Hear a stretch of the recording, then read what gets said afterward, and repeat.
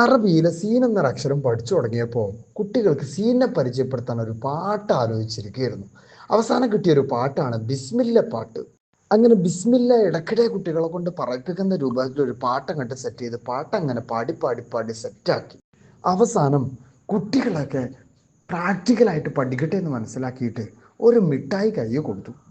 കയ്യിൽ കിട്ടിയ മിഠായി ബിസ്മി ചൊല്ലാതെ തിന്നരുതെന്നായിരുന്നു ടാസ്ക്. അങ്ങനെ കുട്ടികളെല്ലാവരും ബിസ്മി ചൊല്ലി അങ്ങോട്ട് കഴിക്കുന്ന ആ കാഴ്ച എന്തൊരു സന്തോഷം നൽകുന്നതെന്നറിയാമോ?